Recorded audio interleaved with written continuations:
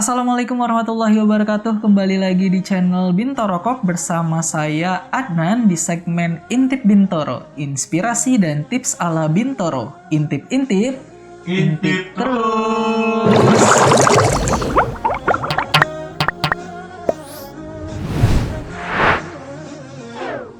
Intip-intip, intip terus.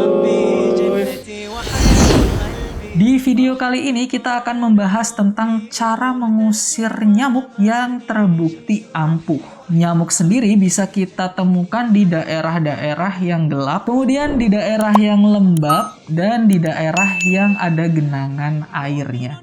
Nah, keberadaan nyamuk ini tidak boleh kita sepelekan karena nyamuk itu ada yang membawa virus-virus yang dapat menularkan penyakit ke kita. Yang perlu teman-teman ketahui, ada 3 nyamuk yang terbukti paling berbahaya ya teman-teman ya. Yang pertama itu ada nyamuk Aedes aegypti, kemudian yang kedua itu ada nyamuk Anopheles, dan yang ketiga ada Aedes albopictus.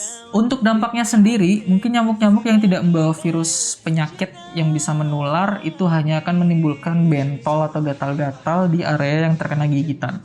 Tapi kalau misalkan nyamuk itu membawa virus penyakit yang dapat menular seperti demam berdarah misalkan atau malaria, itu kan bisa gawat ya teman-teman ya. Jadi jangan sepelekan keberadaan nyamuk, jangan sampai ada nyamuk yang bersarang di rumah teman-teman. Metode yang sering kita gunakan yang paling ampuh teman-teman untuk mengusir nyamuk itu adalah metode 5M ya. Sudah digunakan atau sudah diterapkan dari dulu ya teman-teman ya, yang dulunya itu dikenal dengan sebutan 3M. Tapi sekarang kita tambah menjadi 5M. Nah, disebut metode 5M karena depannya itu M semua ya teman-temannya, kelima-limanya ya. Kalau misal depannya A berarti 5A gitu ya.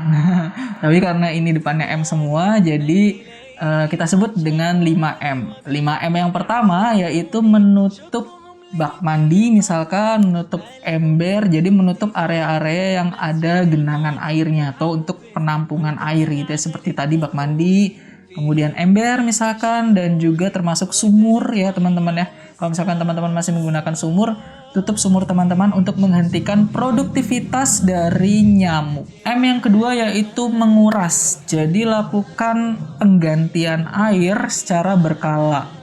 Penggantian air ini bisa teman-teman lakukan di bak mandi, di ember gitu ya. Kalau di sumur mungkin nggak bisa dikuras ya teman-teman ya. Susah juga ngurasnya sumur ya teman-teman ya. Mungkin di toren air atau di area-area yang dia ada untuk penampungan air. Termasuk di dispenser teman-teman ya. Jadi kan di dispenser itu ada wadah untuk air yang berlebih gitu ya teman-teman ya. Nah, air itu juga harus kita ganti agar tidak ada nyamuk yang bersarang di situ. Atau mungkin kalau misalkan teman-teman masih menggunakan kulkas yang dulu ya teman-temannya, itu kan ada belakang kulkas itu kan ada area untuk menampung air gitu ya, dari es yang mencair dari kulkas itu. Nah, itu juga harus teman-teman ganti atau kuras secara berkala agar tidak ada nyamuk yang bersarang di genangan air tersebut. Yang ketiga, mengubur. Jadi teman-teman, selain air, sampah juga bisa menjadi sarang nyamuk gitu ya. Karena kan misalkan ada bekas air minum atau bekas botol minum gitu ya, kita buang, itu kan juga bisa, sebenarnya itu juga bisa menampung genangan air dan nyamuk itu juga bisa bersarang di situ. Jadi langkah yang M yang ketiga itu adalah mengubur. Jadi teman-teman mengubur sisa-sisa sampah gitu ya, jangan sampai ada sampah yang berserakan dan bisa menampung genangan air sehingga bisa menjadi sarang untuk nyamuk. M yang keempat yaitu mengganti. Yang diganti adalah airnya teman-teman. Jadi kalau misalkan kita menguras, kita kan mengeluarkan airnya. Nah, airnya ini dibuang, kita ganti dengan air yang baru. Yang harus diganti itu air-air di tempat penampungan air ya, seperti misalnya bak mandi, balik lagi, kemudian ember, teman-temannya toran air juga bisa kita ganti airnya. Setelah dikuras, kita mengganti dengan air yang baru. Ini mencegah adanya larva-larva atau telur-telur nyamuk di air ya teman-teman ya. Karena pada dasarnya kenapa sih kok harus dikuras, harus ditutup gitu yang ada genangan airnya? Karena pada dasarnya nyamuk itu dia bereproduksi itu di air ya. Jadi dia menaruh larva nyamuknya itu di air. Larva ini bentuknya itu seperti jentik-jentik gitu teman-teman. Jadi kalau misalkan di bak mandi teman-teman itu ada jentik-jentiknya gitu ya, yang bergerak-bergerak gitu, jentik-jentik nyamuk itu. Nah, itu adalah larva nyamuk teman-teman. Jadi kita harus menutup, kita harus menguras, mengganti itu agar tidak ada tempat nyamuk untuk menaruh jentik-jentiknya. Karena ketika jentik-jentiknya ini berkembang, maka dia akan menjadi nyamuk.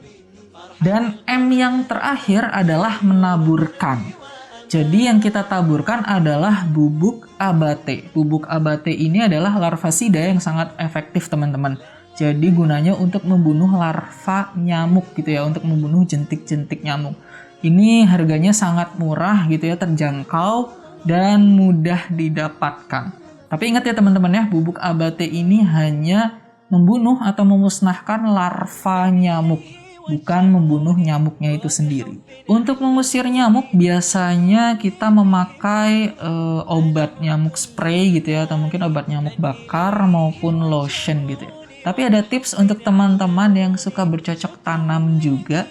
Nah, mungkin teman-teman bisa menanam tanaman-tanaman ini sebagai bagian dari kita mengusir nyamuk. Cara kita untuk mengusir nyamuk. Tanamannya ada apa saja? Yang pertama adalah lavender, kemudian ada lemon balm, atau mungkin teman-teman juga bisa menanam peppermint, daun serai yang banyak ditanam juga ya, selain untuk nyamuk. Mungkin kalau misalnya dipanen bisa untuk memasak juga ya teman-teman ya.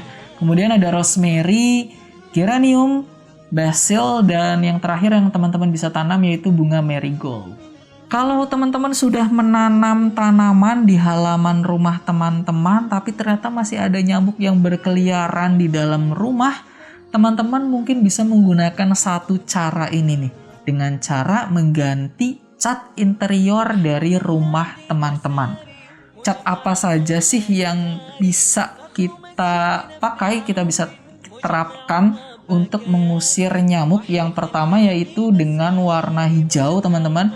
Kemudian yang kedua bisa dengan warna kuning, atau yang ketiga teman-teman juga bisa menggunakan warna biru kehijauan. Yang keempat teman-teman bisa menggunakan warna kuning kecoklatan, atau yang paling efektif yaitu warna putih. Karena pada dasarnya nyamuk itu suka warna-warna yang gelap atau suka area-area yang gelap. Kalau misalkan kita menggunakan warna putih, maka kesan yang akan ditimbulkan pada interior rumah kita yaitu akan lebih terang dan lebih luas dan lebih bersih. Kalau masih belum ampuh juga teman-teman, nah teman-teman bisa langsung menghubungi kita di Bintoro Pest untuk mengusir hama nyamuk teman-teman. Kita kasih kontaknya di bawah ya teman-teman ya. Oke, selamat mencoba dan semoga bermanfaat. Sampai jumpa di video-video selanjutnya teman-teman. Kalau misalkan masih ada pertanyaan seputar mungkin mengusir hama-hama lainnya, teman-teman bisa langsung tulis di kolom komentar di bawah. Jangan lupa like, share, dan subscribe. Nyalakan lonceng notifikasi channel Bintoro Corp kalau teman-teman gak pengen ketinggalan video-video kita selanjutnya. Sampai jumpa di segmen Intip Bintoro selanjutnya. Inspirasi dan tips ala Bintoro. Intip-intip, intip terus. Terima kasih. Wassalamualaikum warahmatullahi wabarakatuh.